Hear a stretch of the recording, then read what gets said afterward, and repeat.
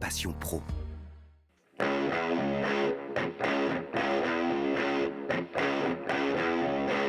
Ce n'est peut-être pas votre moto préférée, mais depuis son arrivée en France, la Yamaha MT-07 a pris la meilleure place, la tête du marché chez les motos de plus de 125 cm3.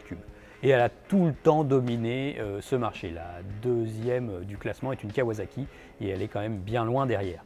Donc on n'y peut rien, c'est comme ça, la Yamaha MT-07 est en tête des ventes.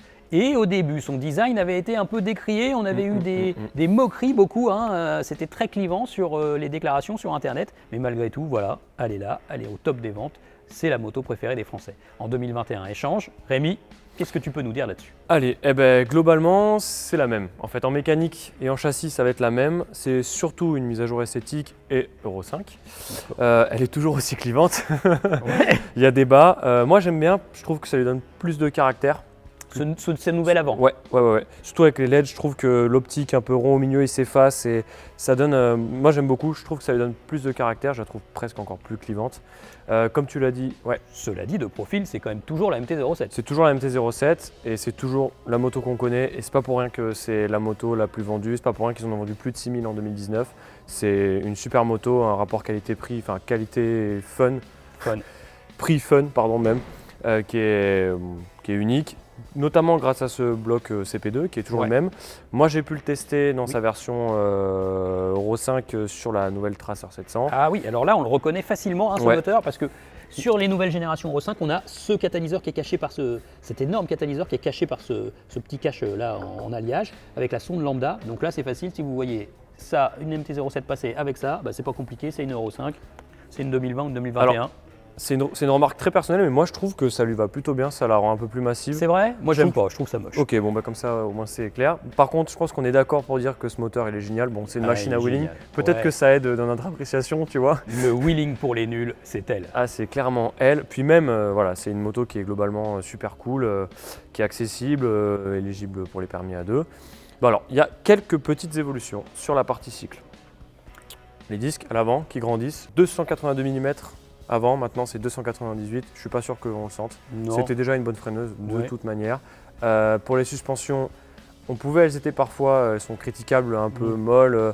Manquait de retenue en hydraulique et tout ça. Ouais, c'est un peu commun sur la gamme MT. Ça a été retravaillé. Hein. Ouais. À voir en dynamique. Qu'est-ce qu'on a d'autre? Ah oui, si, un truc auquel moi je suis très sensible, la largeur du guidon. Ceux qui sont déjà montés sur une MT, quand tu grimpes sur une MT, tu as un peu l'impression d'avoir un guidon ultra étroit. En plus, tu sais de la sensation que c'est un peu mobile parce que c'est monté sur cylinder block. Là, le guidon a été un petit peu élargi et ça, c'est une bonne nouvelle pour le bras de levier et donc pour la maniabilité. Moi, pour moi, c'est significatif quand tu t'amuses à claquer la moto d'un angle à l'autre. Et si tu as un guidon un peu plus large, forcément, il y a plus de bras de levier, donc c'est plus efficace. Je pense que c'est particulièrement valable pour les gens de taille comme toi qui sont un peu grands, qui ont des grands, avec une grande envergure. Ouais. Moi, je suis plus petit, je suis moins concerné, mais c'est un argument. Voilà. Après, d'autres nouveautés, donc ça, c'est le tableau de bord de la Tracer 700. Ils ont inversé l'affichage, le négatif, entre guillemets. Ouais. En gros, maintenant, c'est blanc sur fond noir. C'est plus large, c'est plus joli, c'est plus lisible.